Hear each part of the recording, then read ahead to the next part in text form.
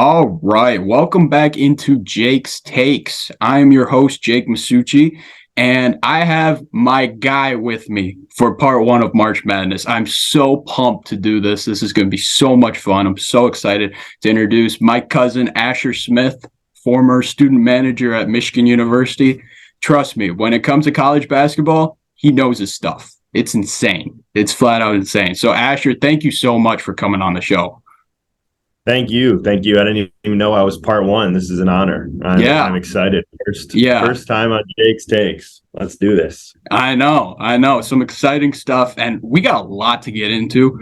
But I wanted to start out with Michigan. Okay, let's start out. That's where you went to school. It's a little bit of a rough season. They started out struggled out of conference. I think they were like 4 or 5 games over 500, and they had a pretty solid Big Ten record. Like, Big Ten was kind of weird with like a lot of teams being close together. Like, Penn State was a 10 seed in the tournament, and they look like one of the sleepers in the tournament, in the NCAA tournament. So, like, you never know there. But a stacked conference and just not great losses. So talk to me about what you saw from Michigan this year and like how they can improve and kind of how the season went this year. No, absolutely. I think you hit it right on the head with Penn State. I mean, Rutgers is the one who knocked us out of the tournament, and they didn't even make it themselves. So just an unreal conference, top to bottom. Bunch of people that are definitely going to shake things up, which I'm excited to talk about. But yeah, Michigan just could not find themselves in. It was a little bit of a repeat from last year. We had some guys leave that we didn't expect to. We had a couple transfers come in that didn't work out due to injury, and just found ourselves kind of digging into a hole before the new year had started, including a loss to Central Michigan, which is hard to overcome with the rankings. I'm sure you heard a lot from my brothers about that game, which Central's never had anything to say about that. But yeah, happy to give Central fans any bit of ammo that they need. But yeah, it was just something where they kind of had to turn it on during the Big Ten, and they did. They got 6 wins in a row in February, and we're like really making a push towards outside of the playing games of getting into this tournament. And they saw themselves needing to win two of their last 3-4 games to get in, and they just couldn't do it. A couple of really tough overtime losses. Players playing super well. You can definitely tell the young guys were developing. They're getting the big guys involved, which they weren't at the beginning of the year. And it just, was a little bit too little, too late. And I think that's something that Juwan and the coaching staff are definitely, learning as they find themselves getting their footing in college basketball. It's tough with this transfer portal, recruiting, everything that It's really tough to get a team, ready day one, knowing that every loss counts. Yeah. And then by the end of the year in peak shape. I think that we saw a lot of development from guards like Kobe Buffkin, who should be going in the NBA draft this year. Wasn't even on anyone's mock draft at the beginning of the year. Yeah, they have the talent. He looked really good. They had the talent, they had the coaching, they had the stars. I mean, Hunter Dickinson didn't come in appreciated, but they just kind of had a couple things they couldn't get over. And college basketball was definitely deep this year. It was just tough to get wins where normally you could sneak out some wins. This year you had to fight for every single one. So it's okay. I'm not overreacting to it. I'm trying to keep my hopes up for next year. I'm hoping everyone comes back and love to see what they can do. But definitely disappointing not seeing them tip it off on Thursday. Yeah, no, you kind of summed it up really well. Like, a lot of improvement because from the Michigan team that I saw originally, they were just so much better. Like, Buffkin looked 10 times better, probably on NBA boards now. I could see him late first, early second, which you take if you're Kobe Buffkin 100%. And then Doug McDaniel, he was awesome this year. Like, I thought he really did a great job running the offense. And near the end of the year, it was just kind of clicking for him. You could tell. So, like, I think he'll be very important next year coming in. Agreed. I think it was the same thing that happened to Frankie Collins last year. Yeah. And the coaches were ready to make him the guy. And then he's off to, Arizona State, which, good decision it ended up being for him, but definitely hurt this team having, to retrain a point guard. So just, things that are tough with the college versus the NBA stuff you've been talking about, where the GM's not around to keep players there. Like head coach has to be the recruiter, the manager, and the head coach. So yeah, no, it's really difficult for head coaches because like one minute okay, this is my team, and then like right when the season's over, it's completely different. Like half your team's in the transfer portal, and half the time you're the one that has to say, okay, you have no chance to play. You got to go. And that's just the best for the kid. So it's just it's really interesting. I think for Michigan, like it wasn't what you wanted 100%, especially with a guy like Jet Howard. Like that's gonna be killer loss next year because that guy's going lottery and he's going to be a great NBA player. But they're young. They have a lot of pieces that they can plug in, and Dickinson will probably be back. If he's smart, he'll come back. And I think with that, you can build a team around, hopefully, if McDaniel stays, and then if Bufkin doesn't do great and comes back, like, it could be something because Michigan's always going to bring in a talented recruiting class. So if I'm a Michigan fan, I'm not too worried. Agreed. Not at all. I think that most bubble teams should take that same approach where even though it's going to sting for this first week, what's bad about the transfer portal is also what can make or break your entire year next year. So, you get extra time to start recruiting these kids in the transfer portal. Well, I saw it work my senior year with COVID when we were able to get Sean D. Brown from Wake Forest and Mike Smith from Columbia, and all of a sudden the number one team in the country. So Juwan could also, turn this thing around tomorrow once he hits the recruiting trail, and that's something that's pretty cool. So I would say it's definitely looking up for teams that, didn't make it this year, but have those young guys coming back. And who knows, maybe Hunter can convince Jet and Kobe to stay for one more run, and could definitely be something, pretty special. Maybe. I'm thinking more Kobe. Maybe. I don't know about Jet. Jet's gonna go like top 10. So like I don't know if that's smart. Tough to turn that one down. Tough to turn that one down. But all right, let's get to the brackets. Okay.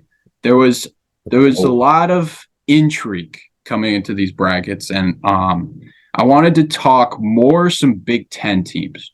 So I know you watch the Big Ten all the time. 100%. Like you love the Big Ten. You worked in the Big Ten conference for 4 years. So trust me. Yep, I bought Big Ten Plus. Yep. Yeah. So every Big Ten team like the back of your head. I know that 100%. So I want to look at some matchups a little bit for the Big Ten teams, and then we'll get into like some upsets and things of that nature. So why don't we start with Maryland's playing West Virginia, which is a really interesting game to me. That's the 8-9 in, I think, the South region. I'm not positive. Yep. I'll pull it up real quick. Yeah, winner to play Alabama. Yep. Yeah, winner to play Alabama. So why don't we talk about that game a little bit? What can we expect out of Maryland?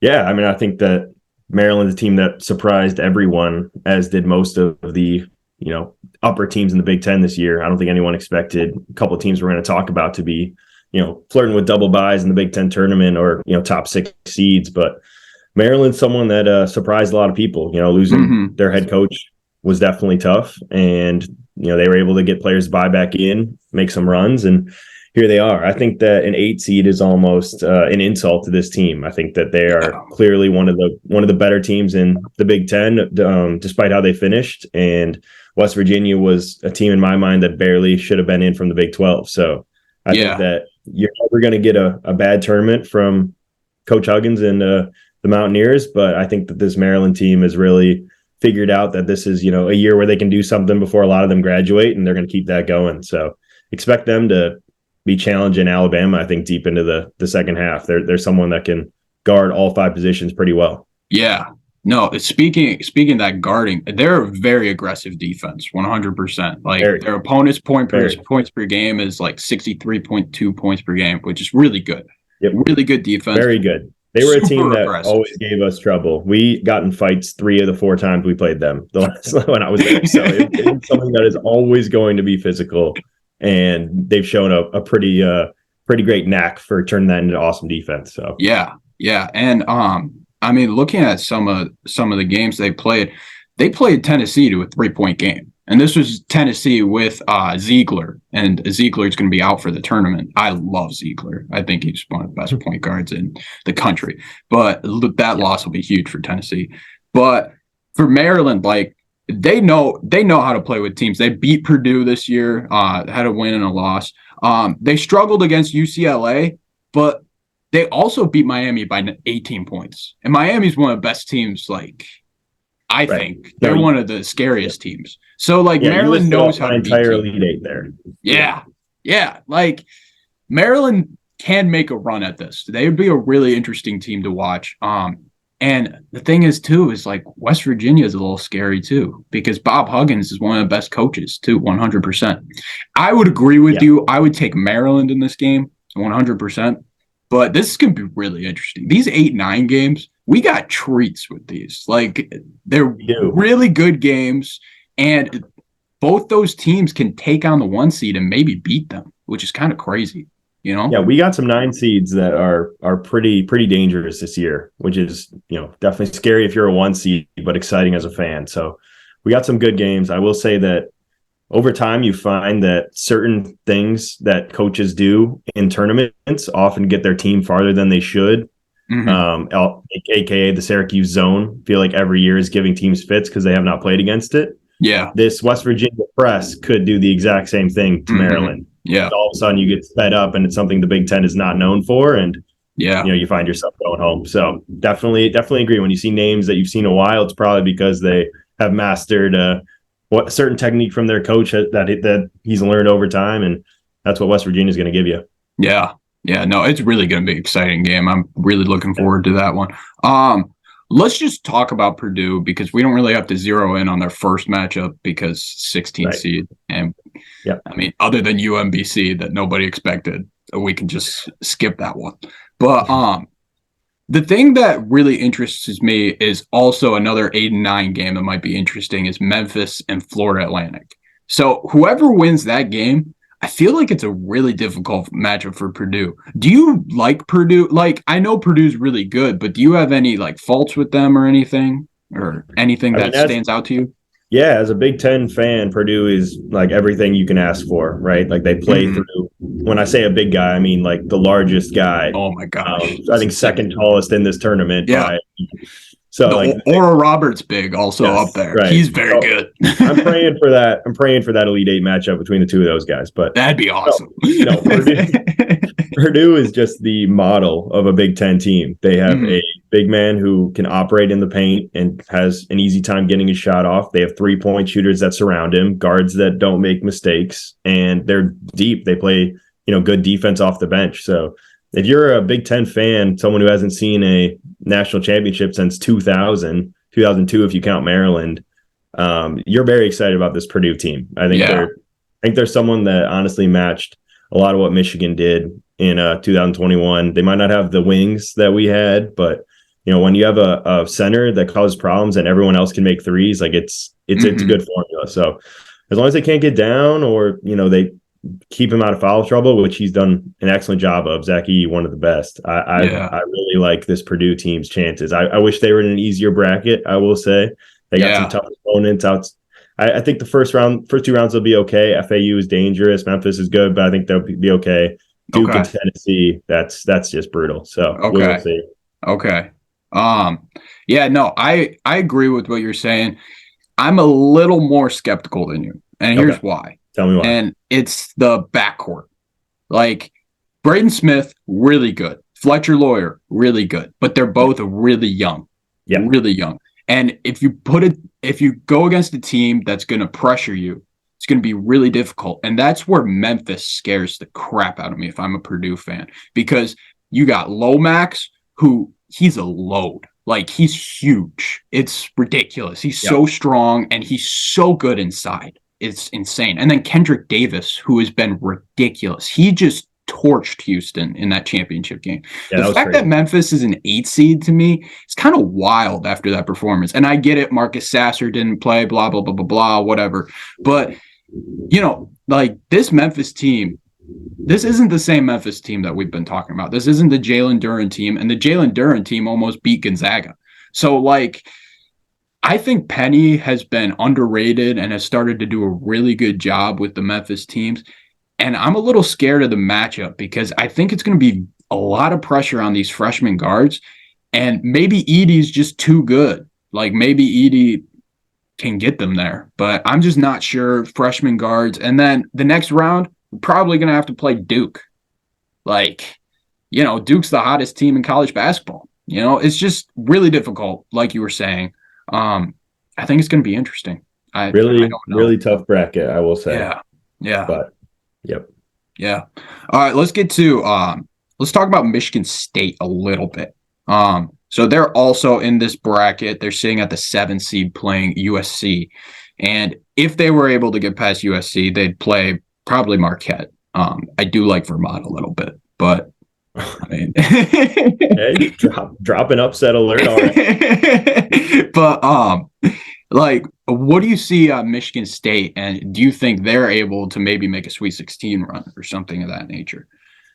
Yeah, my fans, of whom I'm sure there are many, are gonna hate this, but I got Michigan State going really far. I really like the story. As I said, I like good coaching. I think that Tom Izzo is someone who literally invented how to get to the Final Four. I mean, he is at one point, I'm pretty sure every player that played for him had a Final Four in like a 12-year span. So, last time they went was 2019. Here we are. It's, kind of time again that they get in there. So yeah, I really like this team. I think that they have all the intangibles that you need. I just don't know if they have that score to get them, through past 2 rounds. I think that they're always going to play great defense. They're always going to get good looks. But I would really like to see Tyson Walker or any of their forwards kind of step up their shot taking, looks, attempts, everything, because they need someone to put it in more than they're doing it right now. So I will say I like Michigan State a lot. I think the story of this year and what happened on campus and, everyone rallying around them, combined with this team's hustle, Tom Izzo's coaching, it's going to be a really fun team to watch. I just would love to see some scoring from these forwards. I think Joey Hauser can really, make his name in college basketball, because this bottom half of the bracket, while also hard, definitely got lucky escaping Tennessee and Duke. So they can make something happen. Yeah. Yeah. No, I agree with that 100%. When you said Walker, I was like, I agreed 1000%, because Walker, his play off the screen and roll, if you go under, it's an automatic bucket sometimes. And then sometimes it's not. It's just on and off. It's on and off. I've watched a lot of Michigan State games, and there's some games where he's gone ridiculous. Their home game against Purdue, he went crazy. It was insane. I think he ended up with 35 points in the game. He can have days where it's insane, and then there's days where it's not. So State's really going to have to find their jump shooting. USC matchup, I mean, I don't know too much about USC this year, to be honest with you. They've kind of been under the radar a little bit. They lost looking at the tournament challenge thing, they lost to Tennessee by 7, and then they were able to beat UCLA, and they also beat Auburn. So some pretty solid wins, and I think they're a pretty solid team. But I would still take Michigan State right now. I just think the talent level there, they coming off a loss in the Big Ten tournament, they got to be hungry. And I know Izzo is going to have them ready to play. So I would take State out of the first round. And then it's going to be hard to tell me that they can't get past Marquette. Yep. I don't love Marquette this year. I talked to both my Xavier friends, and they think they're overrated. A lot of people don't love Marquette, and Marquette just killed Xavier. So I don't know about that, but with Michigan State, when you have Tom Izzo, it's just such an advantage. So if I were people looking at brackets, it's Michigan State, maybe it is meant to be, Yeah, I agree. I think if I was, Michigan State and I don't know, just their entire coaching staff, I'd be really gearing up to go for a deep run. I think that they got everything you need out of this tournament. But I will say, I was, talking with one of my contacts on the Marquette team. He used to be an assistant when I was at Michigan, and I think they enjoy being under the radar a little bit. I mean, being a 2 seed, they're definitely in a lot of people's Final Fours, but at the same time, I'm not hearing a lot of Marquette, banner talk. Yeah. They're kind of getting overshadowed by Kansas State, Kentucky, in that region, as well as Michigan State. So if I was Marquette, I'd honestly be happy that they're out of the spotlight, because that means that if we're not talking about them, other people aren't as well. So that's true. More dangerous than we know. But I am excited for Shaka versus Izzo. I think that's that would be a really fun matchup. I'm excited for that. And I mean, you never know. You never know with State fans. And I like State basketball more than I do football. I'll say that. So I'm rooting for them. This is the nicest I've been to Michigan State people in a long time. So yeah. Hey, Jake's takes, it brings out the nice side of us, right? I guess so. All right, let's get to the Midwest. Okay. The next matchup would be Iowa and Auburn out of the Big Ten. And this one's really interesting. Another 8-9. Very kind of similar teams, a lot of offense. So, we'll see. We'll see with that. What do you think about the matchup there? Yeah, I will say I was talking to a couple of my buddies from Michigan, but also others who went to the Big Ten, and there is not one team that thinks they can get to the Sweet 16. I swear, everyone I talk to, if they went to that school, they think they're going to lose early, and Iowa is definitely one. I mean, getting Houston is pretty tough, because that's in my mind the best team in this tournament. They might not have played the best record, but holy cow, is that team good? And they're insane. And you get Auburn as a 9 seed. I mean, that's just brutal. I think Auburn's got one of the best point guards in the country, as you know. Yep. He definitely runs that offense better than anyone else could, which is really all you need. And I don't know. Iowa's just not shown it. I mean, they have shown the ability to do what they have the last 5 years, score 80 points, and hope that you can't keep up. But they cannot play defense. They got a 25-year-old center who's undersized, and I don't know. I think we're just going to see a lot of the same. I do not have too much faith in Iowa, unfortunately. Okay. With Auburn, as we were talking about, Wendell Green, dude's really good, amazing shooter. Maybe not the best defender in the world, but crazy shooter, crazy offensive player. And then I love, I think it's Katie Johnson. I think, yeah, he's really good. I mean, he just brings so much energy to the game. I love him on Auburn. And they lost Walker Kessler and Jabari Smith, but they've been able to stay afloat and stay a solid team. I don't think they'd go anywhere further. And same with Iowa. Iowa's got a lot of shooting, a lot of stuff that they can do.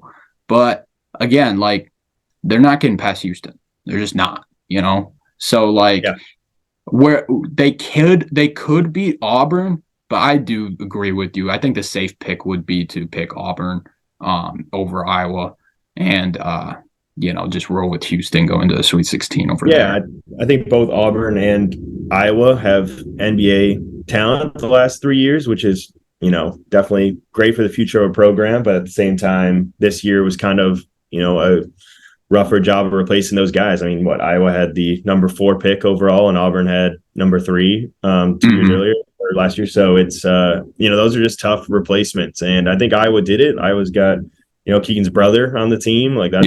He can definitely go off. He's good for 30 if he decides to lock in. Same with Auburn. They have, athletic NBA style wings, but they just don't have the caliber that they had the last 2-3 years with, either Garza or Murray, or like you were saying, Jabari. So I just don't know if either team, if they make it out of this first round, can go toe to toe with Houston. But I will say, if I was going to do it, they're scoring 90. So yeah, that's very true. That's very true. All right, let's move down. Let's get to the Penn State Texas A&M. And this one's really interesting to me, because I think both these teams are really underseeded. Penn State just went to the Big Ten championship, and they still get a 10 seed. Texas A&M was the 2nd seed, and probably, in my opinion, the second best conference in the country, the SEC. They were 2nd seed there, and then made the SEC championship, and they still grow in a 7th seed. So it doesn't really make much sense to me. Tell me what you see, though, Penn State wise, because I didn't watch too much of them. I only caught the Big Ten championship. So Yeah, Penn State was, and I think we alluded to this earlier, was kind of like what Michigan was hoping to be or what Rutgers was hoping to be. You know, they kind of struggled with away games early in the year. They got good wins, had a couple of rough losses, but really just came, alive at the end of the year. And that was, capped off by that incredible Big Ten tournament run. So yeah, I definitely think they could have had a higher seed. I understand why with the whole body of work, but we're going to get a football game out of these two teams. I mean, I have never seen two more built teams than Texas A&M and Penn State. They have just, people that can guard all five positions. And I mean, like they are just built to last, as you can tell, an entire season. And that's why I think you saw those two teams standing at the end of their conference championships. And that's not a light stat. Teams that typically make the Final Four or have won it all have statistically made their conference championship. So clearly they know how to win. They know how to do it with a little recovery time. I will say I'm nervous that both are going to be kind of overworked, playing on Sunday going into it versus, teams like Xavier or other teams in that bracket that might have had a little more rest. For that second weekend, but at the same time, like Texas, who they could both face, was also in their conference championship. So we got a couple of deep tournament potential teams with these three. And I agree with you that they were underseeded. Yeah, no, I think it's really I think this will be one of the best first round games, 100%. It's just going to be a rock fight. It's just going to be super aggressive defensive basketball. There's so many talented wings on both of these teams. Like, it's really going to be an interesting game to watch. I'm really excited for that one. And with Penn State, like, they could easily get past Texas. Like, I think so. Like, Texas has a really talented scoring with Marcus Carr and all those guys. But like Penn State, they got the wings and the talent defensively in order to do that. So if you're looking at this matchup with Penn State and Texas A&M, both these teams know how to beat talented teams. They've done it. They've done it before. And like if you're picking for the future, I'd 100% look at these teams because A&M, they beat the best teams in the SEC, whereas Penn State, they beat the best teams in the Big Ten.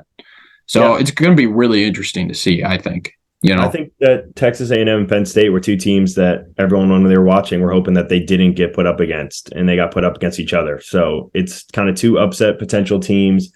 I think the biggest thing is that I would not expect this team to go, very far. I don't think much of America would expect them to go very far, but they're a team that's shown that they can get hot and they can do it in a little bit of time. They can win 4 games in 4 days if needed. So that's why I like them. I definitely think they'll give Texas a run. I don't think either team will challenge Texas either, but at the same time, they definitely are both built for it. So we will see. Yeah. All right, let's get to the West. I'm going to try to put these two teams together so we can get to our upset picks. Right. We're going to throw Illinois, Arkansas, which will be interesting. And then also Northwestern, Boise State. Yep. So Illinois is a 9 seed and Northwestern is a 7 seed. What are like some points to look out for in both Illinois and Northwestern, you think?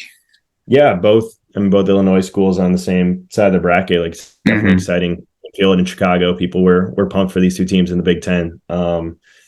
Illinois, Brad Underwood, one of like the most successful Big Ten coaches since he came in, has never made it past the first weekend of the tournament in his career, which is just something that blows my mind. Stephen F. Austin, even he could have done it a couple times, and I unfortunately don't think it's going to happen again this year. Arkansas and Kansas is a tough draw. That is very tough. It's just a super tough draw. I will say they play very well. Terrence Shannon is incredible. He can definitely help this team do it. They average, I think, the most free throws of anyone, which is also a huge, thing for the tournament. They also got Matthew Meyer, right? From Baylor. Yeah. They do. They have some experience in the Final Four. They have experience, which is, as you know, come this time of year is huge. So that could definitely help, but they have a really tough draw. So my faith is not in Illinois, but I would love to see them shake things up. Northwestern, on the other hand, I think is an amazing story. I think they were underranked, honestly, with how good they were at some points. They definitely showed areas where they were, same old Northwestern, as people would say, but they got something going there. They got good guards. They have people that know how to run their offense, have been there a while, and kind of a lighter draw with Boise State and UCLA. So it's something that I would really love to see them put together a run. I don't find a ton of faith in the Big Ten this year outside of Penn State. and Indiana, which we'll talk about later with our upset picks. But at the same time, I think that it would be really fun if Northwestern Illinois did something. So we will see. Yeah, no, I think it'll be interesting. Northwestern, they're taking on Boise, and I think that's a little bit more difficult draw than like meets the eye. Oakland went to Boise earlier in the season, and I mean they can defend the ball. Like they're a ridiculous defensive team, and they're a really good shooting team too. So I think that'll be a really interesting game. Northwestern has some good players, Boo Buie, like they can play. They can play 100%. And then with Illinois, like I think it's a difficult matchup. Musselman, like really good coach, and they got Anthony Black. They got a lot of NBA guys. So like I think it'll be very difficult for either of these teams to really go anywhere. But we're gonna take a quick break and get back to you guys with our upset picks. Have you made it this far in the video and you aren't subscribed? Dude, it's like halfway done. What are you doing? What's wrong with you, man? Subscribe to this channel right this instant, all right? More subscribers equals more videos and more FaceTime with Jake and I. All right. Have a good day, and you better freaking subscribe. Peace. All right. Welcome back onto the show. Taking a little break, and now we got upsets. Let's talk upsets here. So let's start. Asher, I asked you to pick some upsets beforehand. So I have some upsets. You have some upsets. So let's kind of bounce them off each other a little bit. Okay. So why don't you go first? What's the biggest upset that you're looking out for in this tournament? I think that the biggest upset in terms of people talking about it, which always in my case means it will not happen, but in terms of people have this team on their radar, would be the last Big Ten team that I'm excited about would be Indiana. I think they are on upset watch the entire time they are in this tournament. It is really tough because they've had a great season, and I think that they could really do something cool with this bracket that they're in.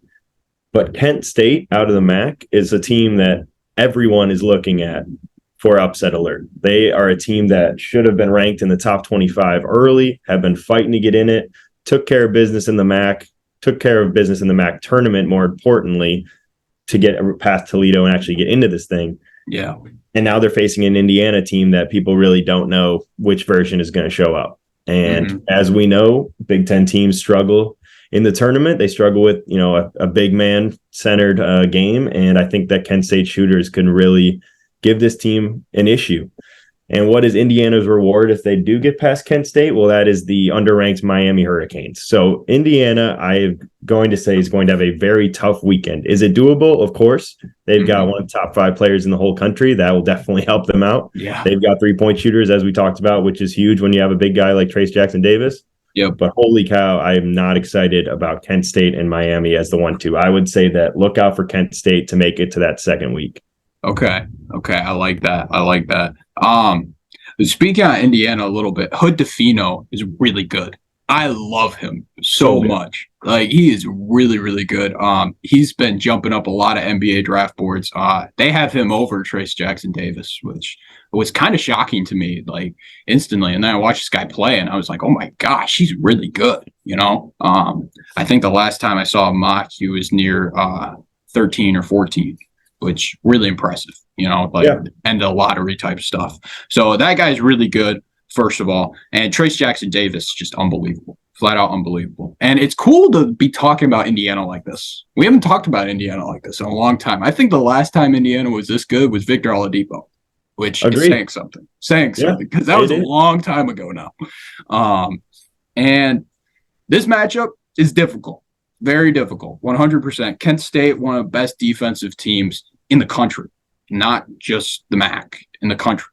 And they got past Toledo, which Toledo is really tough. Trust me. When Oakland went to Toledo, those guys could play. They dropped 1-12 on us. Like, they could play. It's insane. So Kent State getting past them, really impressive. And they've been ranked near the top in the mid-major rankings all year, 100%. And I think they're going to be a problem for IU, but to me, I feel like IU is going to bounce back. Like they've had some troubles. They've had some things where it's like, oh, we can beat Purdue. Oh, then we lose to Iowa by 40. Like you just don't know what IU we're going to see. I think they're going to be ready for this game and they're going to have perfect scouting and win this game. I think it's going to be very difficult for them to get past Miami, though. I agree with you 100%. I'm all in on Miami. I love them. Isaac Wong, I love him so much. He's so good, and they just got guys at Miami. So I agree with you. I don't see them getting to the second weekend, but to me, I feel like they're just a little bit better than Kent State. And it also hurts for me that Kent State, everybody's riding. Yeah, like agreed. Everybody's on them, and that scares me just a little bit. But that would Definitely. that would be my backfire. So, all right, looking at these upsets, I want to talk a little bit about Charleston. Ooh. Okay, they're the 12 seed in the South, and they're playing San Diego State, and this team can shoot the lights out. Like they're flat out dangerous. It's really insane. And they've played some teams very closely. They beat Kent State, who we were just talking about. They beat Virginia Tech, and they did lose to North Carolina. But I was listening to a podcast, Tate Frazier podcast, One Shiny podcast, a really good podcast, and they played extremely well throughout the whole game. Can shoot the ball lights out. They're dangerous, flat out dangerous. They actually gave North Carolina a scare a little bit in that game, and this was when they were number one in the country. North Carolina fell off a little bit. But Charleston, to me, is just a ridiculous shooting team. They ended the season 31-3. And when you win 31 games, it's really impressive. Really impressive. And San Diego State is going to be difficult because they can really defend, and they're tough. But to me, like if you catch Charleston hot, it's just going to be so hard to stop because they have one of the best offensive efficiency ratings in the NCAA. And to me, that's really important. Like last year, I was all in on South Dakota State because they had the number one offensive efficiency in the tournament. And they were off and they lost. Like we don't know what we're going to see. But I always love these teams that can shoot the threes because if they're on, it could happen, So that's my team that I really want to look out for. Yeah, I think that I would definitely have to ride what you're saying there. I think that Charleston is the 12 seed that's gonna succeed. It's the 5-12 matchup is something that we've always seen lean more towards the upset somehow, some way. It always does. I think you get a non-power 5 team in that 5 seed too. Like Charleston should be feeling very confident that if they come in and they play their game, they're going to get this win. I would say it's an insult to San Diego State. They should take it as a chip on their shoulder that, everyone's got them being the 5 seed to get upset. But I agree with you. I think Charleston, definitely has the makings for an upset here. 100%. Who do you got as your second upset that you were looking at? Okay, well, I got my second upset pick.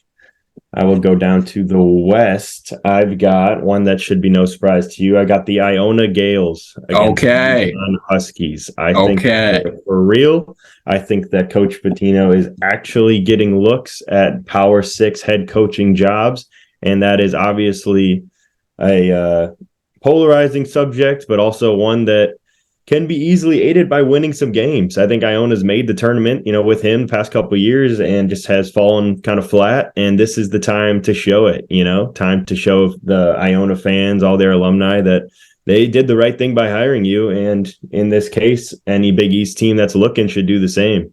I definitely think UConn is one of the tougher draws at the 4 seed. I mean, they have all the statistics of a national champion, which is saying a lot because they've kind of been under the radar.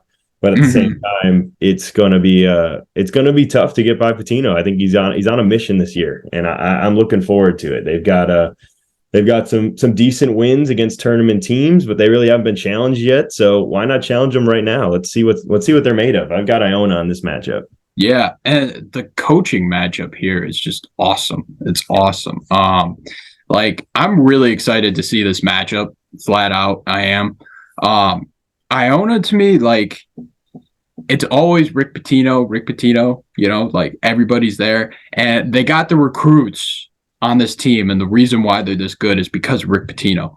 But to me, this UConn team is just so good. So good. I think I've made 3 brackets now, and I have UConn in one of my Final Fours. Like, I love UConn. I think they're one of the most talented teams in the tournament. And the Big East was tough this year. It was really tough this year.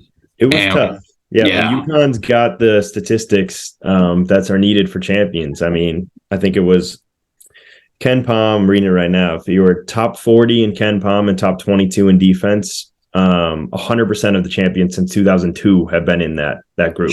And UConn is included in that. So I definitely think that even if it is it's up to anyone once you get to the Final Four, UConn definitely has the makings to get there. So that's why I think this would be an actual upset. I think not a lot of people are picking Iona. I think, like you said, that it's just Pitino, and really, what has he done since he's left Louisville? Like, is he still that coach? And find out. So that's very true. That's very true. And maybe right after the game, he gets hired at Georgetown or something. That'd be nuts. Exactly. That'd be St. nuts. John's will be in the parking lot. I know. St. John's will be waiting. That'd be awesome to see for the Big East's sake. But I agree with you. I think UConn. I think that's going to be a very tough game. I'm really interested to see. It's just difficult for me to pick against Bobby Hurley and that team he's got there. Like, they're going to be really tough, you know. All right. I want to get to my second upset. Go for it. And we talked about it a little bit in before we went to break, but Boise State, man. Okay. And I don't just think it's Northwestern. I think it's UCLA that's Boise could beat. Like, I really think this Boise State team is for real. They were in the Mountain West Conference, and they beat San Diego State once, lost San Diego State once. But the one thing that really impresses me about them is what they did to Texas A&M. They beat them by 15 points. And Texas A&M is really good. And I know they didn't start out the season great, and they started figuring it out more in the SEC. But to me, this Boise team, they can really defend. They can really defend, and if their shooters get going, they're just very difficult to slow down. Very difficult to slow down, and they're just such a strong team. And I just don't know I don't think Northwestern can keep up with them. I know they got some good players in Boo Buie and all that stuff, but I just don't think Northwestern has the capability to keep up with them. And then UCLA is dealing with some injuries. They are. Like, they don't have everybody. I loved UCLA before the tourney, and then, you know, they're just not healthy. They're not healthy, and to me, you know, that's trouble. That's trouble.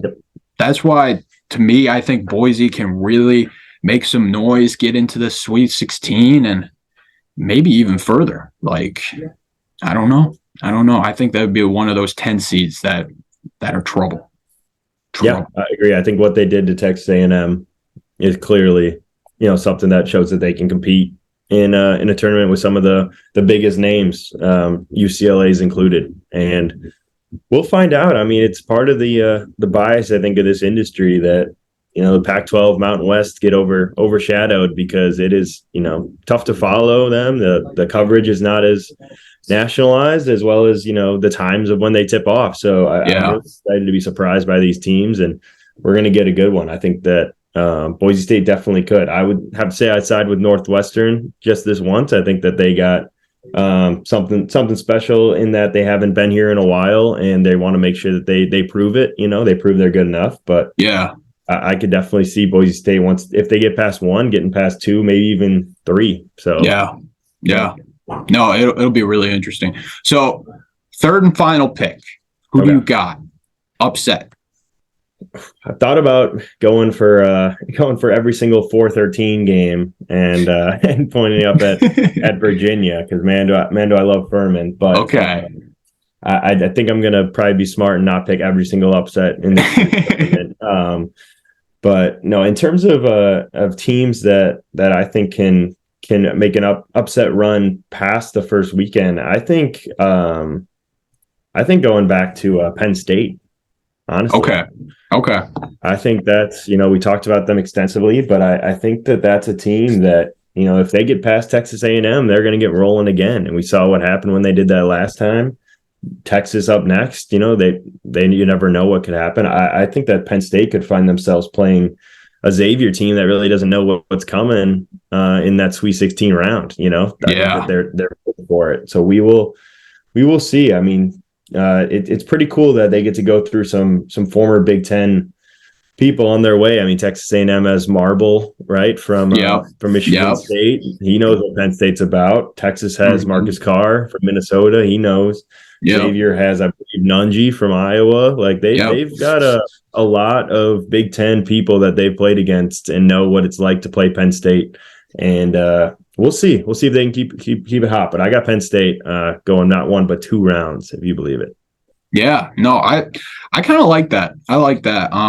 Again, like it's getting back to that Texas A&M Penn State matchup. Like those teams are just to us, I think they're too good to be in those spots. Like I feel like that's so difficult for Texas.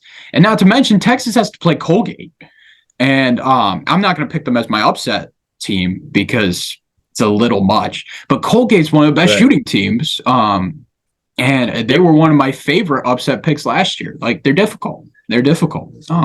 So like for Texas, you don't love the draw you got. I'm gonna stick in the Midwest for my last pick, and I'm gonna kind of stretch upset. It's not more of a first round upset. It's more of an overall upset, and this would be Iowa State. Okay, and hear me out here. Okay, Iowa State sitting at the 6th seed.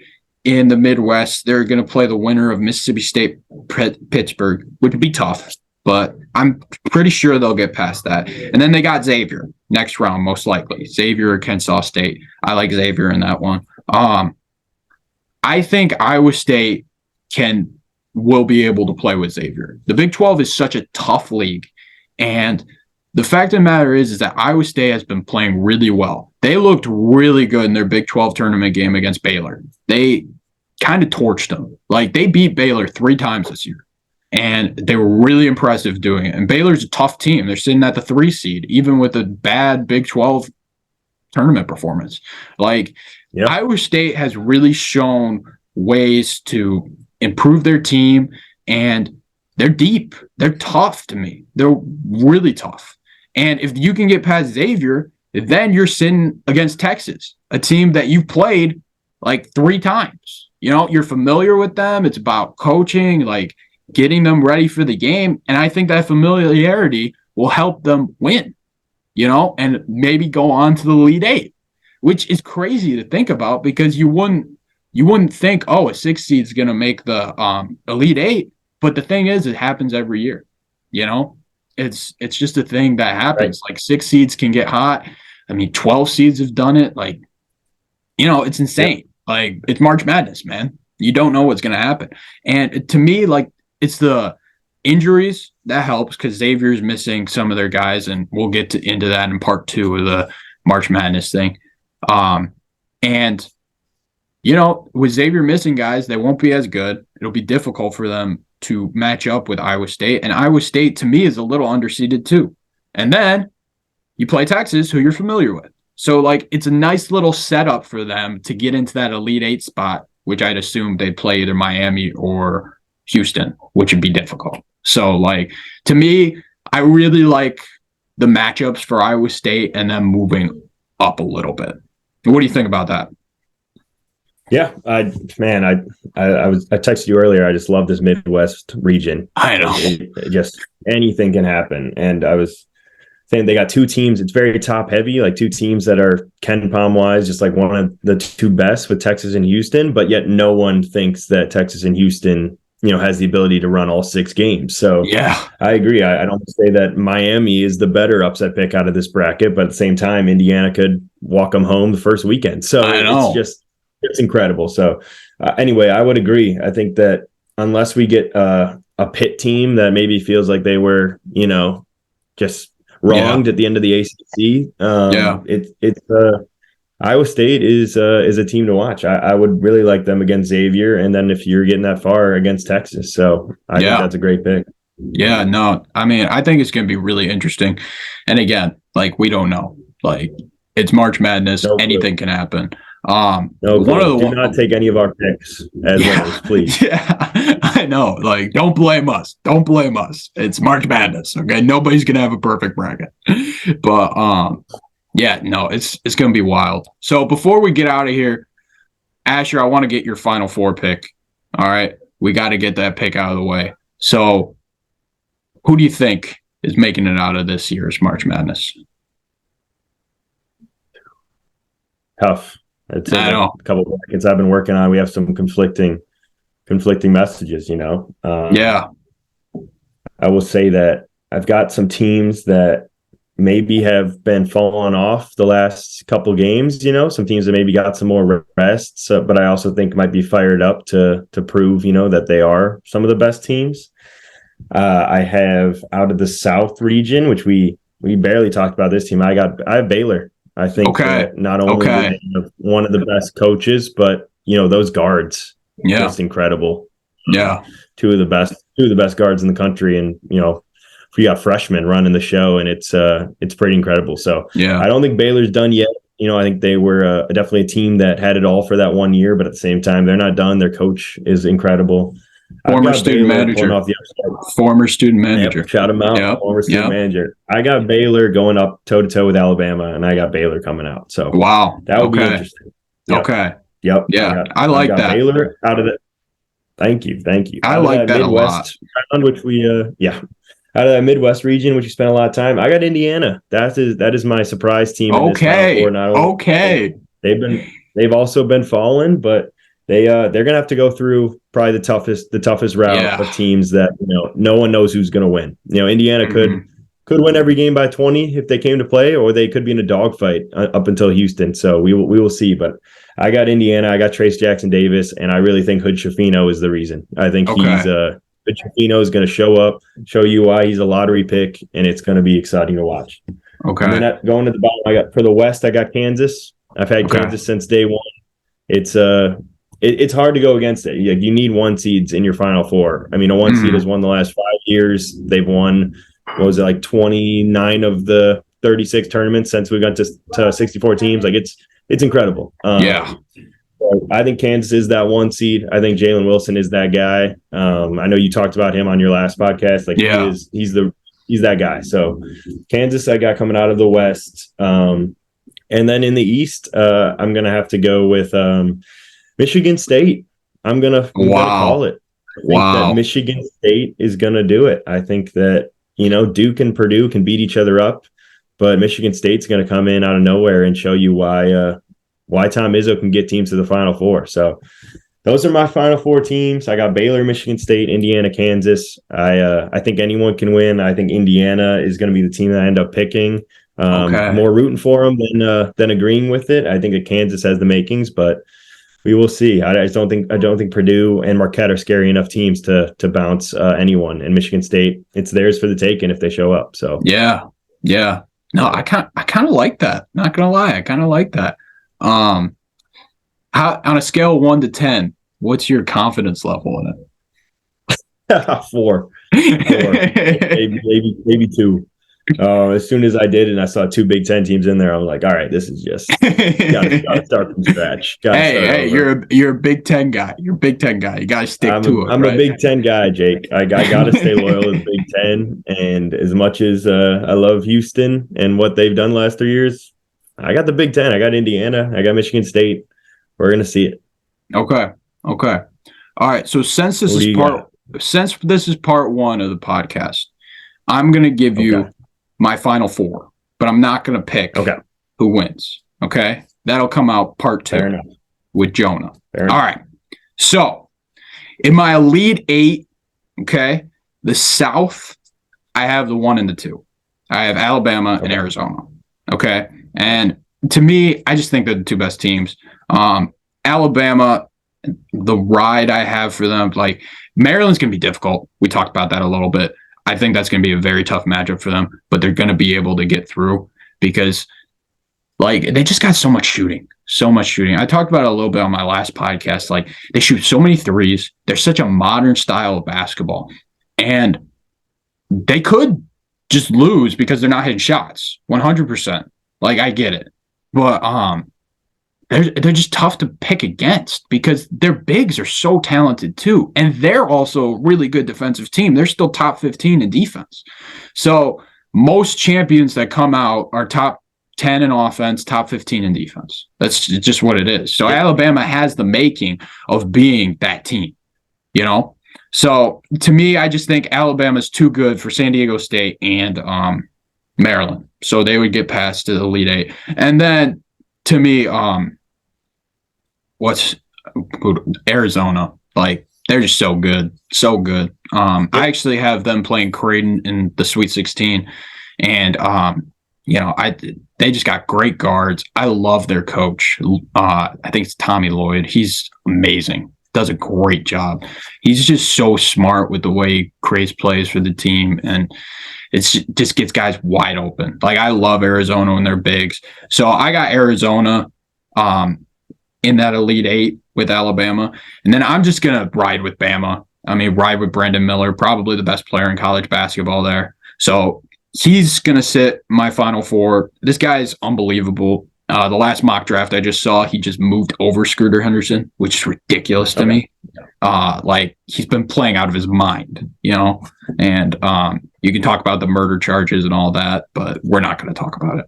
So no, it gets me excited as a Pistons fan. I will say that watching him play. I'm hoping if we don't get one, he's on our list. So he's on our list. It'd be him or Scooter, and I wouldn't care either way. He's played himself into that top three range where it's three guys now. It's not two guys. It's three, you know? So that'll be interesting. Getting to the East, this one I kind of had a little fun with.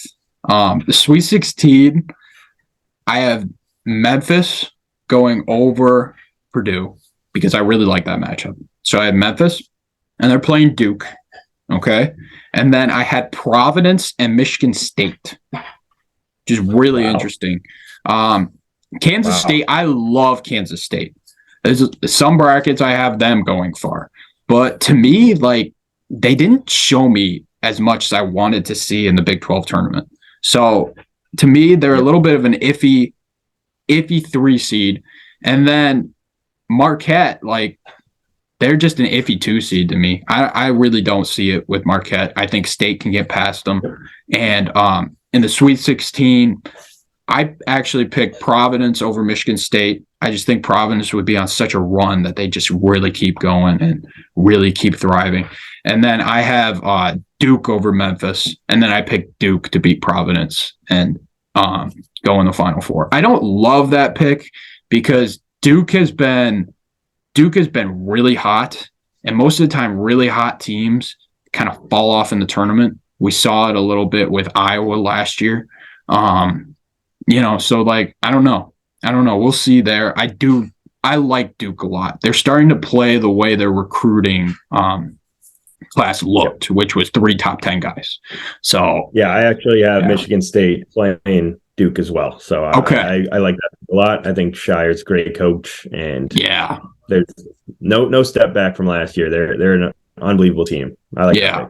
Okay. And then Midwest, I talked about it a little bit with Iowa State, so I'll keep it brief. I have Iowa State in my Elite Eight, and I have them playing Houston. Okay. Nice. Houston, I had them playing Miami, and that was a toss-up for me because I really like Miami. I think they're really good. But if Sasser is back and playing, Houston's just ridiculous. They're flat out ridiculous. Have one of the best defenses in basketball. I love how they play. They're so physical, and they can win games without shooting well, which really impresses me. And then I think it's Jarris Walker, but this guy's insane. I love him. If the Pistons were ever to fall out of the top 5, which would suck, it would be horrible, but I would not mind getting Walker. I love this guy. A perfect NBA guy, and he can shoot the ball a little bit. Like, he's a really good player. I like Houston a lot, and I have Houston over Iowa State in that Elite Eight, and Houston in my Final Four. Iowa State, I just think the magic would just run out. Houston would be in my Final Four. Yeah, you got Houston playing in Houston. That's not a bad pick. Playing at home. I know. Be wild. And then the last one in the West, this one was really tough for me. In the West, my Sweet 16, So I had Arkansas beating Kansas. Okay. Okay. I really like Anthony Black. I like the wings Arkansas has, and I love Musselman. I just think he's an unbelievable coach. So I had Arkansas beating Kansas, and then I had UConn meeting them in the Sweet 16. And I just love UConn. I just think they're a little too tough, and this is their year to really shine. So I had them in my Elite Eight. And then I have Gonzaga meeting UCLA in that Sweet 16, and I picked Gonzaga over them. I think Gonzaga is really good this year. They're a little under the radar this year, and I think they're dangerous. And then Gonzaga, UConn, two teams that are really interesting and really under the radar. So, like, if you're looking for a champion that to pick that most guys wouldn't, these two teams would be really interesting to pick. But I actually have UConn squeaking out and making my Final Four. So my Final Four games would be Alabama, Duke, and Houston, UConn. That's my Final Four. Nice. Yeah. What do you think about that? A lot. Okay. I like that a lot. I think all of those teams are making my Elite Eight, or at least playing for the Elite Eight. Like, they are all teams that should be on everyone's radar. I also think they're teams that statistically make sense with all the teams we've been talking about in the past 20 years who have won it. I would say that obviously anything can happen, but I think all those teams have that like wear and tear where, while other teams might be getting upset in areas you didn't see it, they're going to keep riding. So I like those teams a lot. I would say that would not be surprised to see a lot of people who picked Alabama get upset when they face my Baylor Bears. I think that that could break a lot of brackets. Not mine, but we'll see. It should be interesting. I do like Baylor over Alabama because, again, I was telling you, the one worry about Alabama is if they're missing their shots, because Oklahoma did come and beat them by 35 at home. So, like, anything can happen. Right. But Nate Oates is a great coach. He'll, the number one overall seed in the tournament usually does pretty well historically. I think that's a great coach. I'm excited to hear who you have in the finals and who you have winning. So I'm looking forward to listening to that later. Yeah. So Asher, I want to thank you so much for joining the podcast. This was really a lot of fun. One of my longer ones. I mean, we had to go so in depth, and I was so excited to do it. So I'm really appreciative of you coming on, man. Yeah, anytime. This was definitely my area. If I had to choose what I want to talk about for this long, it would be March Madness. And man, am I excited for Thursday. It is. Yeah. It's going to be a great day. I'm already planning on calling in sick to work. It's going to be. I'm excited. You and I. It's going to be a blast. Yeah. No, we'll be texting throughout the whole thing. 100%. Yeah. No, thank you so much for joining the podcast, and that's going to wrap up part 1 of our little March Madness extravaganza. We could dive in deep into it. So, Asher, thank you so much for joining the pod, and I will see you all soon. Peace.